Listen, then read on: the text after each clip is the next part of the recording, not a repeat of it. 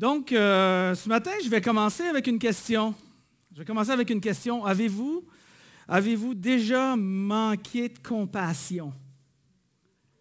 Hein? Avez-vous déjà manqué de compassion? Je pense que de la compassion, de l'empathie, de la sympathie envers les gens, ressentir quand les gens vivent quelque chose de difficile ou... Puis là, ben, on est un peu comme froid, indifférent, un petit peu peut-être détaché. On a tous, en quelque part, manqué à un moment donné ou à un autre de la compassion. J'ai de l'écho. J'ai beaucoup d'écho. Donc, et parfois, quand on manque de compassion, on va peut-être se donner même des excuses. En tout cas, moi, j'agis à l'occasion comme ça. On explique notre manque de compassion parce qu'on dit « Ouais, mais la personne n'a pas bien agi. Je n'ai pas eu de compassion envers la personne parce que c'est contre mes règles, c'est contre mes valeurs. On n'a pas eu de la compassion parce qu'on va dire « Oh, la personne, elle faisait juste par exprès pour avoir de la compassion. Elle cherchait juste de l'attention. » Puis là, on peut se donner facilement toutes sortes d'excuses pour ne pas arriver à donner de la compassion. Bref, la compassion en mange un coup à ce moment-là, au profit de nos règles, de notre approche, notre manière de voir les choses. Des fois, on n'offre pas la compassion souvent parce qu'elle va être méritée. Hein, si elle n'est pas méritée, bien là, peut-être qu'on ne donnera pas cette compassion-là. Et vous savez, j'ai longtemps agi comme ça. J'ai longtemps agi dans un système de pensée un peu similaire à ce que je viens de vous décrire là. J'étais souvent ce qu'on va appeler légaliste. Vous savez, c'est quoi légaliste? Quelqu'un qui fonctionne selon une règle d'obéissance dans ma tête. C'était une règle d'obéissance. Dans mon cas à moi, c'était par rapport à des textes bibliques. Là, et puis je voulais les respecter à la règle. Hein, je voulais les écouter, les faire attention, là, hein? Très, très attentivement. Puis c'est des bonnes choses. À la base, on s'entend, les textes bibliques, c'est des bonnes choses qu'on s'efforce de faire, mais ça devient pernicieux lorsque ça devient des obligations de performance pour moi ou bien un outil d'évaluation pour ta performance à toi. Et là, ce qu'on appelle, on devient légaliste. On fonctionne selon une règle de loi. Qu'est-ce qui se passe à ce moment-là? Bien, on en oublie cette idée-là de compassion. Je vais revenir sur ce sujet-là dans une minute. On poursuit notre nouvelle thématique. Pour ceux qui n'ont pas eu l'occasion d'écouter notre nouvelle thématique, ça s'appelle « Jésus et les 7 signes ». Vous pouvez retourner voir sur l'Internet, sur notre site web. Vous allez avoir le message. On est rendu au 3e message aujourd'hui. On a commencé avec les noces de Cana.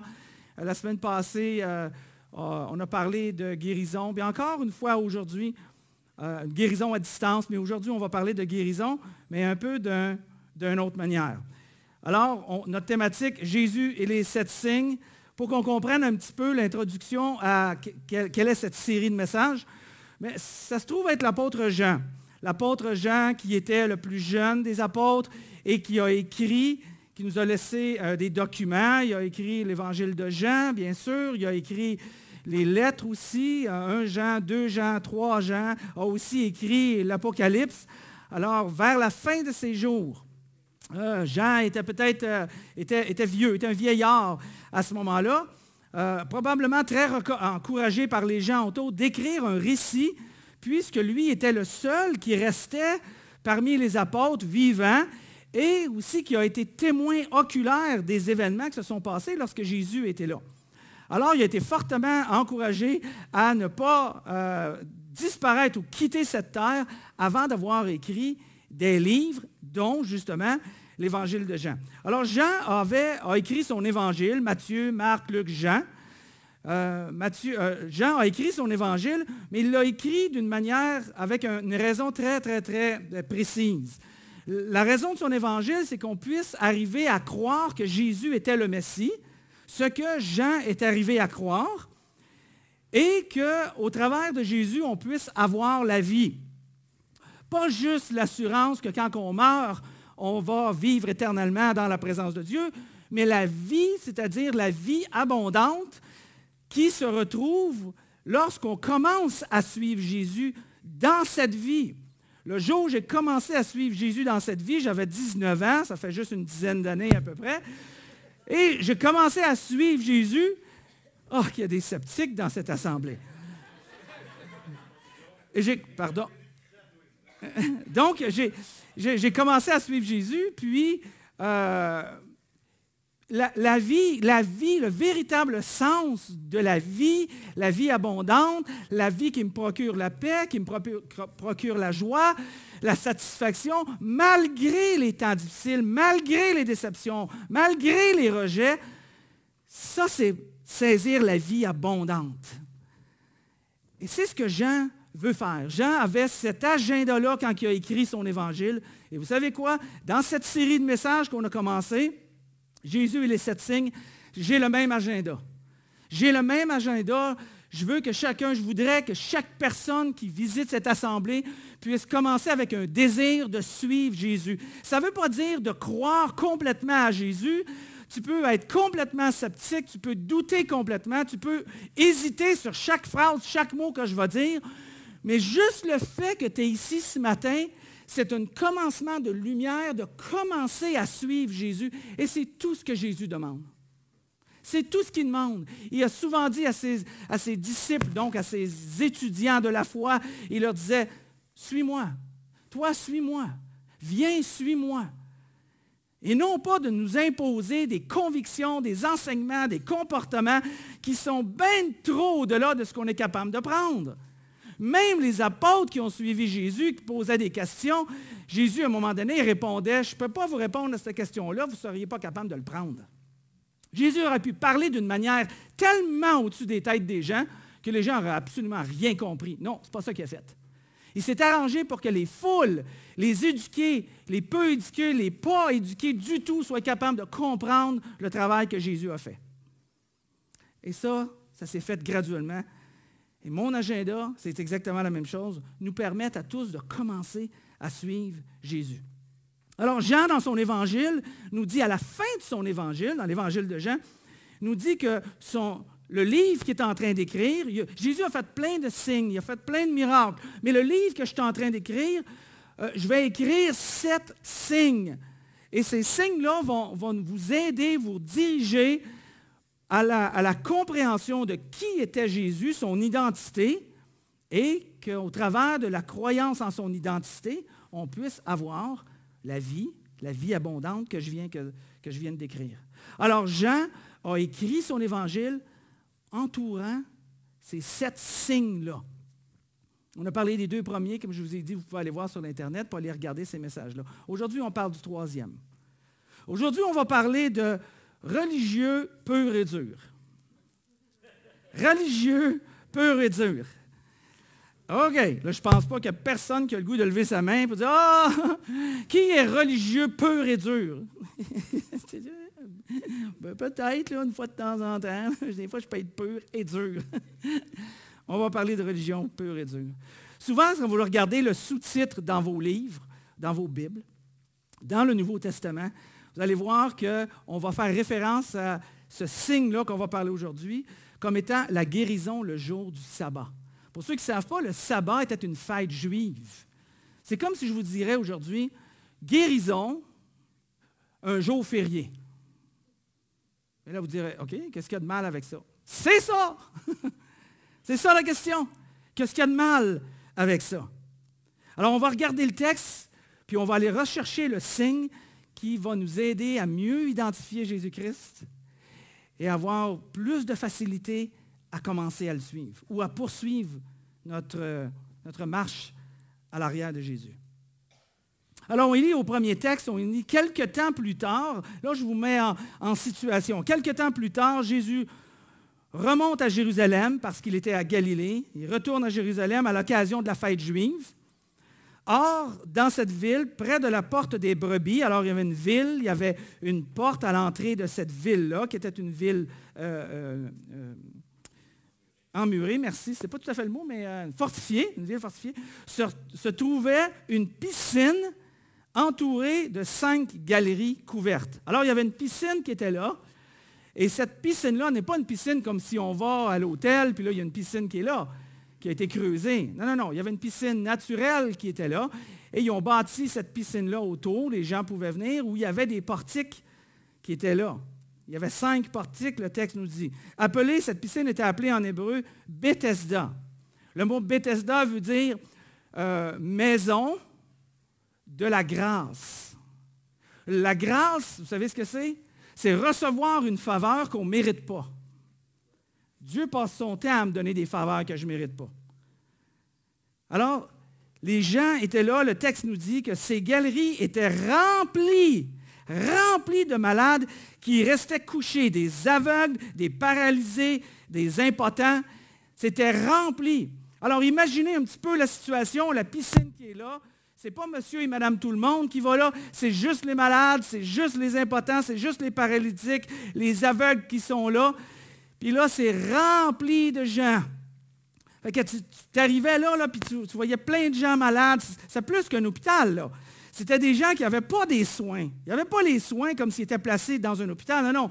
Les gens étaient mal pris. Les gens étaient sans famille. Les gens étaient démunis. Les gens étaient complètement à la merci de rien qui était devant eux. Et les gens étaient placés là. Et Jésus a décidé de se rendre là, ce bon samedi matin-là. À cette époque-là, il y avait très peu de médecins. Puis on s'entend-tu, on reparle ici, il y a 2000 ans. Alors, les médecins de l'époque n'avaient certainement pas la connaissance qu'on a aujourd'hui. Mais non seulement ça, mais la connaissance des médecins était très restreinte à ce moment-là. Était très restreinte, cette connaissance, parce qu'il y avait une loi. Il y avait une loi romaine, parce que vous savez que les Juifs, à ce moment-là, étaient sous l'emprise du gouvernement romain. Alors, la loi romaine interdisait de faire des autopsies sur un corps mort. Alors, ils ne pouvaient pas, une fois qu'il y avait un corps qui était mort, les médecins ne pouvaient pas faire une autopsie et apprendre justement de ces recherches-là. Ils devaient le faire, selon la loi, quand le corps était encore vivant. Fait que là, j'imagine, les médecins devaient se rendre et dire, est-ce qu'il y a un volontaire? Est-ce qu'il y a un volontaire? Qui voudrait être volontaire? J'aurais besoin de vérifier un peu comment fonctionnent les intestins. Est-ce qu'il y aurait un volontaire? Il n'y avait pas beaucoup de volontaires. Mais juste avant de mourir, l'histoire nous amène à comprendre l'historique finalement de cette situation-là, qu'il y avait des médecins qui commençaient un petit peu, avant que les gens meurent complètement, à essayer de découvrir. Donc, c'était vraiment limité qui était là. Alors, les gens avaient recours à quoi? Peu de médecins avec des compétences. Alors, il y avait beaucoup recours à croyance en Dieu, un Dieu ou des dieux, et de la superstition. C'était leur moyen, finalement, d'essayer de trouver espoir et guérison dans leur situation. D'où vient l'idée qu'à la piscine de Bethesda, il y avait, une fois de temps en temps, l'eau qui se mettait à bouillonner. Et quand que l'eau de la piscine se mettait à bouillonner, l'histoire ou la superstition ou ce qu'on disait, c'est que le premier arrivé, premier servi, rentrait dans l'eau, pouvait ressortir guéri. Et aujourd'hui, quand on regarde à ça, puis on fait des recherches archéologiques, puis on fait quelques lectures facilement qu'on est capable de trouver sur les différents pages Internet, on va retrouver, ils ont fait des excavations, ils ont retrouvé cette piscine. Et cette piscine-là, ils se sont rendus compte qu'il y avait justement une source d'eau naturelle qui rentrait dans la piscine.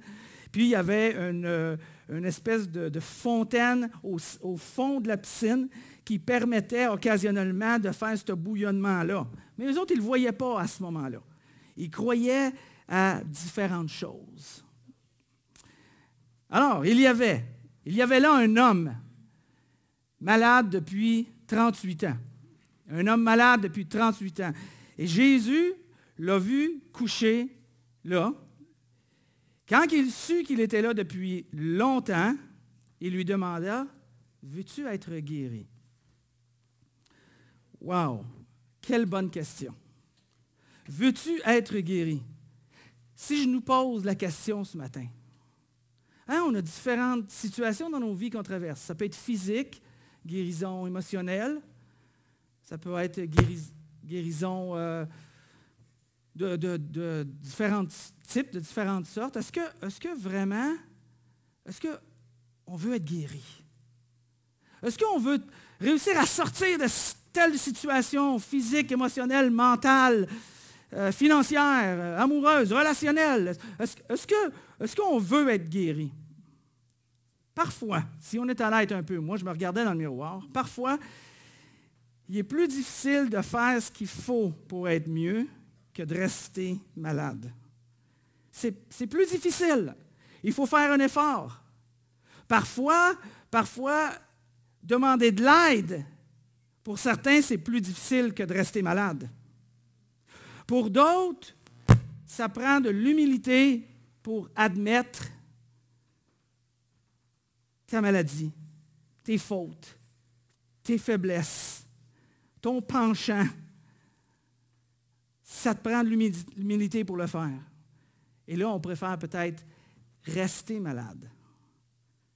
Parfois, rester malade te permet d'obtenir des choses ou des services plus facilement qu'autrement tu n'aurais pas droit si tu serais mieux. Est-ce que vraiment, la question, est-ce que vraiment on veut être mieux? Est-ce que vraiment on veut être guéri? Est-ce qu'on veut vraiment que Dieu intercède dans notre vie? Même si ça nous demande un effort, même si ça nous demande de l'humilité, même si ça nous demande d'aller chercher de l'aide. Est-ce qu'on veut vraiment être guéri? J'adore la question que Jésus a posée à l'homme qui était là. Est-ce que tu veux vraiment être guéri?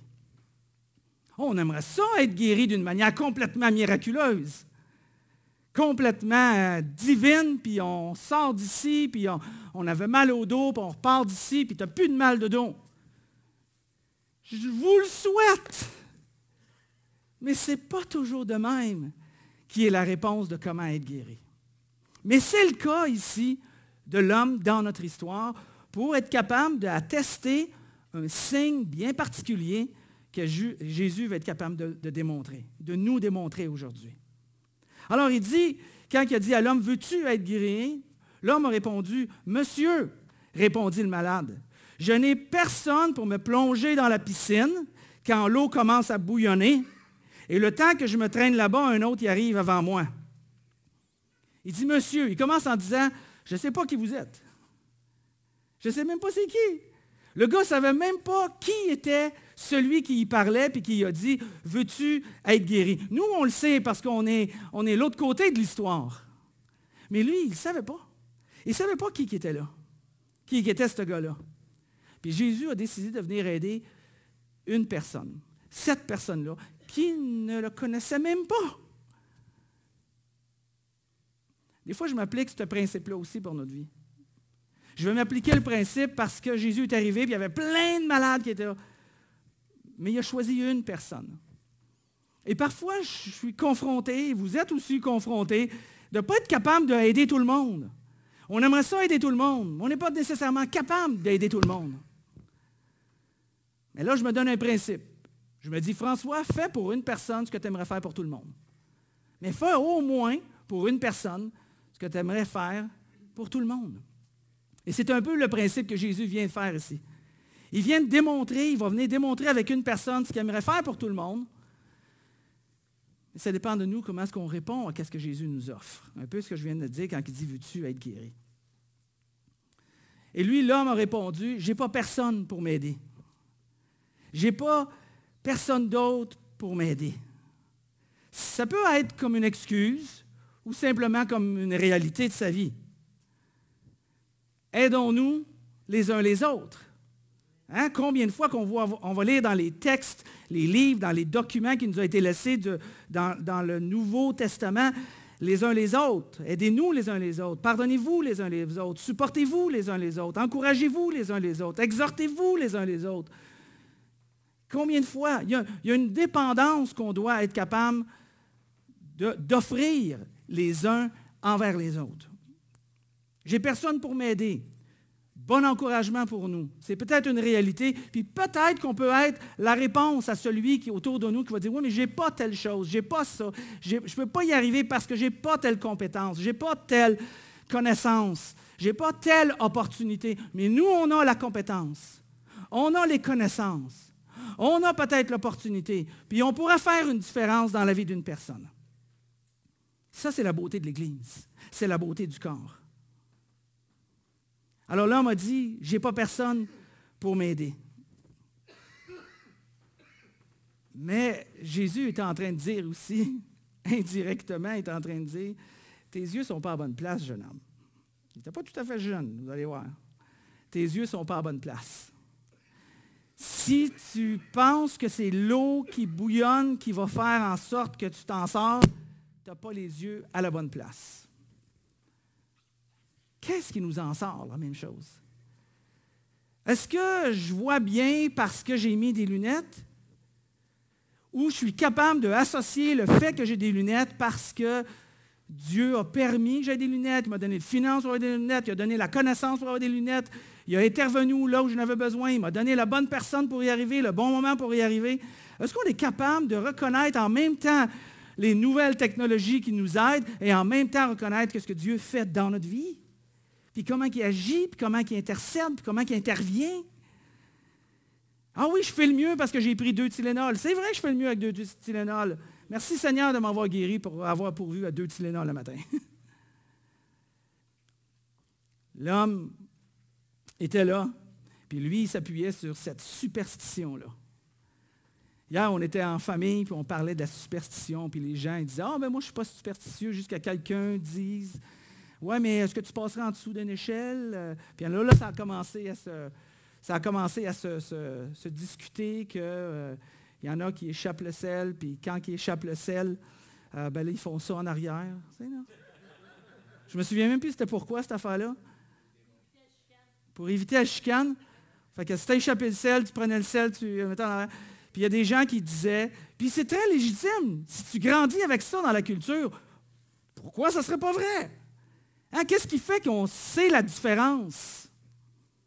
Qu'on n'est pas superstitieux ou qu'on l'est superstitieux? Parce que moi, quand j'ai entendu ça, je me suis dit, ah, OK, il va commencer à faire ça. Il y en a qui commencent à faire ça plutôt que ça, là, mais en tout cas, ça c'est un autre problème.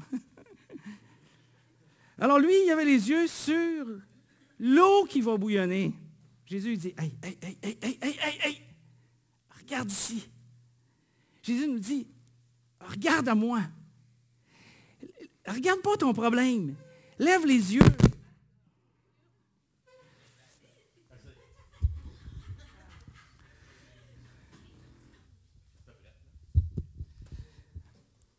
Alors il dit, regarde pas à la circonstance. Lève les yeux vers moi. Tourne-toi vers moi. Commence ta journée en te tournant vers moi. Alors, quand il a posé la question, puis il a dit, il n'y a pas personne qui peut m'aider, Jésus lui a dit, lève-toi, prends ton lit et marche. Vous avez déjà vu le film Chosen, l'émission Chosen, qui est une série qui raconte l'histoire de Jésus avec ses apôtres, ses disciples. En français, c'est comment? L'élu. Vous avez vu l'émission, la série de l'élu? OK. Puis dans cette série-là, j'ai regardé la séquence au moment où Jésus s'approche et dit à l'homme, lève-toi, prends ton lit et marche.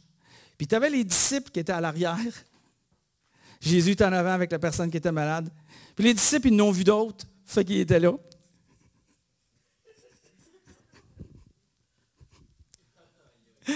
Hey, check ça, qu'est-ce qu'il va faire? Hey, l'autre va tomber sur le dos. Il va se lever, mais il va tomber sur le dos. Parce qu'il sait comment est-ce que Jésus agit. Puis j'imagine le visage de Jésus rempli de compassion. Rempli de compassion. Et lève-toi. Puis à partir de ce moment-là, C'est là que Jean nous amène à entendre, à voir plutôt le signe qui nous permet d'identifier Jésus-Christ, qui il est, et qu'il peut offrir la vie abondante à ceux qui le veulent. À partir de ce moment-là, prends ton lit et marche. Alors au verset 9 suivant, il dit, au même instant, l'homme fut guéri. Immédiatement, l'homme fut guéri. Il a pris son lit, s'est mis à marcher, mais cela se passa un jour de sabbat. Toute l'histoire tourne autour de cette idée-là que la guérison s'est faite le jour du sabbat. Oh! Une guérison le jour que c'est supposé être le repos pour les Juifs à ce moment-là. Jésus, à ce moment-là, venait de frapper dans le nid de guêpe. Il t'a eu une réaction absolument incroyable à ce moment-là. Alors les Juifs qui étaient là, mais quand il parle des Juifs, il ne parle pas de monsieur et madame tout le monde. Il parle du religieux pur et dur qui était là. Les Juifs interpellent donc l'homme qui venait d'être guéri et ils ont dit, c'est le sabbat, c'est le jour du repos. Tu n'as pas le droit de porter ton lit. Quoi? Tu n'as pas le droit de porter ton lit? Ça fait combien de temps qu'il est là? 38 ans. 38 ans qu'il est là, qui est malade, puis il se fait dire, tu n'as pas le droit de porter ton lit. Parce qu'aujourd'hui, selon la loi de l'Ancien Testament, qui se trouve être l'Ancienne Alliance, supposément, tu n'as pas le droit de travailler le jour du sabbat. Et pour eux, de porter ton lit, c'est de travailler le jour du repos, le jour férié. Puis en plus de ça, c'était faux. C'était même pas vrai. Parce que les Juifs avaient deux types de règles. Hein? Il y avait la règle de l'Ancien Testament, la loi, ce qu'on appelle la Torah, qui est encore un livre qu'on a aujourd'hui. Hein? On a pris la Torah et on a pris le Nouveau Testament, les écrits d'avec Jésus, puis on a fait un livre avec ça, puis on a appelé ça la Bible, qui était une partie du livre qui est la Torah pour les Juifs, et qui est un livre d'inspiration même pour le chrétien aujourd'hui, pas un livre d'application, mais d'inspiration, et là, le livre d'application dans le Nouveau Testament avec Jésus-Christ. Mais eux, ils ont dit, tu n'as pas le droit de faire ça, parce qu'ils prenaient ça selon une autre loi, selon leur tradition, une loi qu'on appelait la loi orale, ou qu'on appelait la Torah orale. Ça avait même un autre nom que vous allez peut-être voir quand vous allez faire quelques petites recherches, si vous faites quelques petites recherches. Ils appelaient ça aussi, cette loi-là, ils appelaient ça le Mishnah. Et le Mishnah, il y avait dans cette loi orale-là, qui était comme une espèce de complément à l'Ancien Testament, aux lois de Jésus-Christ, il y avait d'autres lois. Comme si la loi de Christ était, pas la loi de Christ, mais la loi de Dieu dans l'Ancien Testament, l'alliance que Dieu avait donnée, les ordonnances, les prescriptions, les enseignements. C'est comme si ce n'était pas suffisant. On va rajouter ça, puis on va mettre plus de lois. Puis plus de lois, ça fait quoi? Plus d'occasions pour briser les lois. Alors, eux autres, ils ont écrit, il y avait une loi orale plutôt, et dans cette loi orale-là, il y avait, par rapport au sabbat, il y avait 39 activités qui étaient interdites. Fait qu'il n'y a pas grand-chose que tu pouvais faire la journée du sabbat, le jour férié. Et une de ces activités-là qui était interdite dans le Mishnah incluait le transport de quelque chose d'une place à l'autre. Alors, le religieux pur et dur, il s'appuie sur sa loi pour imposer aux autres ce qu'ils doivent faire, ce qu'ils doivent penser, ce qu'ils doivent être, où ils doivent aller, quand ils doivent travailler, qu'est-ce qu'ils doivent... Hein? Il imposait ça. La religion pure et dure s'installe quand on ignore le pourquoi derrière le quoi. Quand on ne comprend pas ce que Jésus a voulu faire, ce que Dieu a voulu écrire. Ma femme, moi, j'ai appris ça beaucoup avec ma femme dans les dernières années. Parce que moi, je prenais souvent un passage de la Bible dans le Nouveau Testament et j'essayais de le comprendre puis de l'appliquer. Et sa question à elle me disait souvent, il ne faut pas juste regarder qu'est-ce que c'est, qu'est-ce qu'il faut faire, qu'est-ce qu'il ne faut pas faire, qu'est-ce qu'il dit. Si tu veux comprendre son application, elle dit, pose-toi donc la question, pourquoi? Pourquoi Jésus a dit une telle chose? Ça va aider à comprendre dans son application plutôt que de l'imposer. Parce que quand les textes que Dieu nous donne, souvent, il y a un énorme pourquoi très important pour aider les gens. Ce n'est pas par haine qui donne des restrictions, des enseignements, c'est par amour. Mais on devient pur et dur quand on se met... Et on a parlé de ça avec un ami de l'Église qui est venu à la maison, puis on a parlé cette semaine, puis on a eu une super de belle conversation. Et j'avais mon message qui était prêt. Je me disais, hey, continuons dans la conversation, ça m'aide à comprendre davantage ce que je veux échanger avec l'Église. Mais on devient pur et dur. Eux étaient purs et durs quand on défend un système théologique ou une idéologie ou même un agenda politique et que toutes ces choses-là ont préséance. Ils prennent priorité sur les personnes que ces choses prétendent servir. Et là, on en oublie les personnes. Quand ces concepts-là sont établis dans le but de servir, deviennent plus importants que les personnes pour lesquelles ces concepts-là ont été établis, c'est de la religion pure et dure. C'est lorsque ce qui est mieux pour les gens n'est plus ce qui est le plus important pour toi. Ce qui est mieux pour les gens. C'est là que la religion s'oppose à Dieu. Jésus a démontré ça, cette idée-là. Il l'a démontré à quelques reprises, quand il dit à un moment donné, « Ah, le sabbat, la loi du sabbat. » Vous ne comprenez pas le sens. Et Jésus disait justement à ceux les religieux qui disaient, qui le reprenaient et qui le reprochaient. Jésus a dit, si vous avez une brebis qui est tombée dans un fossé le jour du sabbat, le jour férié, est-ce que vous allez la laisser mourir ou vous allez aller la chercher pour la sauver? C'était un no-brainer, là. La réponse était claire. Si vous êtes en train de mourir de faim et que vous passez à côté d'un champ d'épis le jour du sabbat, le jour du repos, est-ce que vous allez empêcher vos enfants ou vos amis ou vos frères ou vos sœurs de manger, d'aller chercher du blé d'Inde parce que c'est un jour de sabbat et on va les laisser mourir de faim? Jésus, il aidait vraiment les gens à se questionner sur leur motif avec ce qu'ils savent. Jésus nous enseigne plutôt à ne pas être plein de critiques, de ne pas juger selon les apparences, mais de discerner ce qui est juste. L'Évangile de Jean nous enseigne ça. Alors l'homme qui était là, les Juifs qui étaient là, plutôt, ils ont dit, tu n'as pas le droit de porter ton lit le jour du sabbat. Mais l'homme répond, celui qui m'a guéri m'a dit, prends ton lit et marche. Celui qui m'a guéri a dit, prends ton lit et marche. Alors l'homme répond, hey, qui est-ce que je devrais écouter d'après vous autres?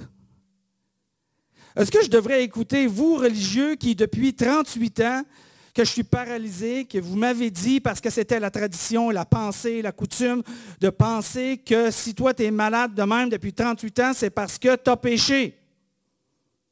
Souvent, je dis à l'Église, quand il y a une situation difficile dans leur vie, ou des fois, je dis à ma femme, quand elle me ramène une situation qui est difficile, je dis souvent, « Mon amour, as-tu péché? » Puis elle me répond tout le temps, « Oui! » En quelque part, c'est sûr. Les gens qui étaient là, les Juifs purs et durs, dit à l'autre qui t'a guéri, puis il dit, « Prends mon lit et marche, est-ce que je vais vous écouter, vous? Ou bien je vais écouter celui qui m'a rendu mes jambes, ma vie, sans me faire sentir coupable? Quand vous m'avez fait sentir coupable pendant 38 ans, que si je suis paralysé là, puis si je suis malade là, c'est à cause que j'ai péché dans ma vie, j'ai fait des fautes dans ma vie, ou que ça va plus loin, ou que mes parents ont péché, et que ça, c'est la conséquence des fautes de mes parents, puis c'est pour ça que je suis là. Et là, ça fait 38 ans que vous passez à côté de moi avec un mépris. Hein? Ça, c'est de la religion pure et dure. Et là, les Juifs, les religieux ont dit, « Et qui t'a dit cela? » lui demandèrent-ils. « Qui t'a dit ça? Qui s'oppose à la Bible? » C'est qui, là? C'est qui s'oppose à la parole de Dieu? C'est qui? C'est qui t'a dit ça? Savais-tu ça que cet homme-là, il ne peut pas pratiquer la médecine le jour du sabbat? Parce que selon la loi, à moins que ce soit pour sauver une vie, tu n'avais pas le droit de pratiquer la médecine non plus le jour du sabbat. Je les entends, ces religieux-là, dire, ben ouais, si vraiment il aurait aimé Dieu, il aurait pu attendre à demain pour te guérir. Non, non, il a fallu qu'il le fasse aujourd'hui, puis briser la loi du sabbat. Mais l'homme, le texte suivant, l'homme qui avait été guéri ignorait qui c'était. Car Jésus avait disparu dans la foule qui se pressait de cet endroit-là. Dis-nous c'est qui? Dis-nous c'est qui a fait ça? On va le mettre sur notre blacklist. Un peu comme ça me faisait penser dans les années 50 aux États-Unis. On recherchait qui étaient des communistes. Puis on les mettait sur une liste. Puis on les passait devant le Congrès. Parce que c'était supposément des communistes. Mais il pensait bien faire à ce moment-là. Peu de temps après, le texte nous dit, Jésus rencontre la personne dans la cour du temple. Et il lui dit, te voilà guéri, lui dit-il, mais veille à ne plus pécher pour qu'il ne t'arrive rien de pire. Intéressant que quand il a été guéri, quelle est la première chose qu'il a faite? Il est allé au temple. C'est beau. C'est beau comme exemple d'intérêt de vouloir suivre la foi. Quand j'ai découvert la foi en Christ, quand j'étais jeune, on dirait que je voulais savoir à quelle heure étaient les assemblées, puis où il y avait des assemblées, puis où il y avait des groupes de prière, puis à qui je pouvais aider. Puis il me semble que c'était jamais assez. C'était jamais assez. Il y avait quelque chose qui bouillonnait en dedans de moi, qui m'a donné cette vie-là, ce goût-là, ce désir-là de suivre Jésus. Ça ne s'est jamais éteint. Lui, il est parti, il est allé dans le temple. Parce que non seulement son corps a été guéri, mais j'ai bien l'impression que son âme a été guérie. Il s'est rendu à la maison de prière. Mais c'est drôle que Jésus lui a dit, « Ah, te voilà guéri. Te voilà guéri. Veille à ne plus pécher, afin qu'il t'arrive rien de pire. » Et là, je regardais différents commentaires.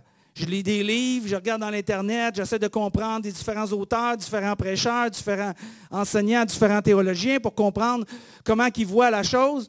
Puis, je n'ai pas arrivé, honnêtement, à être d'accord avec l'ensemble des explications sur le sujet. Donc, à partir de ça, là, cette partie-là que je veux communiquer avec vous, bien, peut-être que vous n'allez pas être d'accord. Puis c'est correct de ne pas être d'accord. Tu sais? Ça coûte plus cher pour les biscuits quand on n'est pas d'accord. Mais fait que c'est correct de ne pas être d'accord. Mais moi, quand je regardais ça, j'étais d'accord avec un auteur qui a dit ça. Puis j'ai dit, ça me rejoint. Et il a dit, ne pêche plus. Ne pêche plus.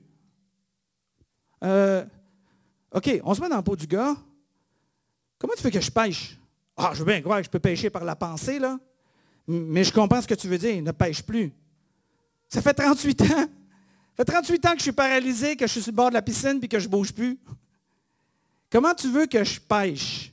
Puis il dit, de peur qu'il t'arrive quelque chose de pire. De pire? De pire? Ça fait 38 ans que je suis là. Ma vie n'a pas de sens, elle n'a pas de but, elle n'a pas de raison d'être et d'exister. Je suis là à attendre que l'eau bouille pour tomber dedans, pour être capable de me rendre, pour être guéri. Puis il y a toujours un petit bonjour, comme dirait ma femme, qui va descendre plus vite que moi, qu'il m'arrive quelque chose de pire. Je ne pense pas que Jésus est en train de donner une leçon, mais je pense qu'il est en train de rire avec lui. Je pense qu'il est en train d'avoir du fun avec lui. Parce qu'il sait très bien que le religieux pur et dur, il a dit que tu es comme ça parce que tu as péché. Fait que Jésus est arrivé en disant, « Ah ah, c'est parce que tu as péché! C'est parce que tu as péché, bien, depuis qu'il t'arrive quelque chose de pire. » Je pense que Jésus est en train de jouer avec lui. Je pense qu'il est en train de dire, vis pas avec la culpabilité. Vis pas avec la condamnation. C'est pas parce que tu as péché que je t'ai guéri. C'est parce que je t'ai choisi que je t'ai guéri. C'est parce que je t'ai aimé que je t'ai guéri. Vis pas avec la condamnation. Vis pas avec la culpabilité. Je t'aime comme que tu es. Et que ça fit pour nous. Ça fit pour chacun d'entre nous. Vis pas avec la culpabilité. Vis pas avec la condamnation. Vis pas avec du jugement. Jésus est venu pour être le coupable à ta place. Il a été condamné à ta place. Il a été rejeté à ta place. Parce qu'il ne veut pas que tu vives cette condamnation-là, ce rejet, puis ce jugement-là. Hein? Jésus est arrivé pour enlever cette condamnation-là. Jésus voyait clair. Le religieux, pur et dur, ne voit pas avec le cœur. Il impose la règle. Il impose la loi. Et je suis coupable de ça. Je l'ai fait souvent. Le premier 10 ans de ma vie chrétienne, c'était exactement comme ça que j'étais. J'étais pur et dur. Parce que j'imposais qu'est-ce que moi, je comprenais de la Bible, de Dieu, de la vie. Et j'étais dur avec ma compréhension des choses. Mais vous savez quoi? Merci Seigneur. Nos points de vue changent avec le temps. Nos priorités changent avec le temps. Nos connaissances changent avec le temps. Grâce à toutes sortes de choses, de sagesse, d'expérience, de compassion, de priorité, peu importe. On est tous, à un certain moment donné de notre vie, même aujourd'hui, on est tous en quelque part dans l'erreur. Je dis souvent dans l'Assemblée, ça se peut qu'il y ait des choses que je vais dire que tu n'es pas d'accord. C'est parfait, on en discutera. Je peux être dans l'erreur. Dans mon enseignement, dans ma manière de vivre, de comprendre, la connaissance, mon approche, je peux être dans l'erreur. Parce qu'on est des humains. Et on est toujours en mode d'apprentissage. Vous savez, si on a, je vous dirais, là, si on a 60 ans et plus, on le sait qu'aujourd'hui, on a des compréhensions différentes, des priorités différentes, des approches différentes par rapport à nos convictions qu'on n'avait pas quand on avait 40 ans. Puis si tu as 40 ans ou autour de 40 ans, tu réalises que tu n'as pas la même vision des choses, la même approche des choses, la même compréhension, les mêmes convictions des choses que tu avais quand tu avais 20 ans. Si tu as 20 ans, ben, tu penses que tu sais les choses comme il faut, puis que tu vas garder ces choses comme il faut là jusqu'à temps que tu aies 40 ans. Jusqu'à temps que tu aies 40 ans, puis là, tu vas réaliser que tu n'es pas comme ça. Mais tu vas dire, ben oui, mais moi, non, moi, les convictions que j'ai, je le sais, c'est ça qui est de Dieu, c'est ça qui est biblique, c'est ça qu'il faut faire, c'est ça la règle, c'est ça l'approche, c'est ça la théologie, c'est comme ça qu'il faut faire. Mais on change avec le temps. On change. La preuve, même si tu as 20 ans, est-ce que tu es le même aujourd'hui à 20 ans que quand tu étais au secondaire? Ou tu as changé? Puis quand tu étais au secondaire, est-ce que tu es la même personne que quand tu étais au primaire? Mais non, on change. On change. Parce que, et je termine avec ça, parce que notre compréhension des choses change. Biblique, théologique, politique, sociale. Parce que notre compréhension des choses change. Les gens créés à l'image de Dieu doivent être priorisés devant notre compréhension changeante des points de vue, des approches et des convictions. L'idée, ne faisons rien qui va être un obstacle aux gens à la découverte de leur foi en Jésus-Christ. Il y a une chose, par contre, qui ne change pas beaucoup. Ça s'appelle l'amour. Ça ne change pas beaucoup. Peu importe l'âge, on sait presque tout le temps qu'est-ce que l'amour exige. Alors, je terminerai avec cette question-là que j'aimerais que vous rouliez dans votre tête et dans votre cœur. Est-ce que votre version de la chrétienté, de la religion ou de la politique est dans le chemin, fait obstacle pour aimer les gens que Dieu aime? Est-ce que notre version, parce que c'est notre version de la chrétienté, de la religion et de la politique, fait obstacle pour aimer les gens que Dieu aime? Si oui, Jean nous a laissés avec. Et ma réponse à moi, c'est oui. Parce que souvent, je me revois et je dis, François, tu joues avec le texte. Tu es sévère avec le texte. Tu vois que le texte, vois la personne, le pourquoi derrière le quoi. Et Jean nous a dit, je vous laisse avec ces 3 derniers mots-là. Puis il nous dit, là, tu es prête? Jean s'apprêtait à écrire. Il était trop âgé, probablement quelqu'un écrivait pour lui. Il a écrit dans son épître, dans cette lettre, les 3 dernières lettres. Puis dans le chapitre 4, il dit, tu es prête là? Je vais te dire quelque chose de très important. Écris ça là, parce qu'il faut que tout le monde le comprenne comme il faut là. Dieu est amour. 1 Jean 4, tout le chapitre. Dieu est amour. Quand on comprend ça, on va comprendre les différences théologiques, puis on va les accepter. On va accepter les gens, même s'ils ne pensent pas comme nous. Même si politiquement, ils ne pensent pas comme nous. Même si socialement, ils ne pensent pas comme nous. On va aimer les gens.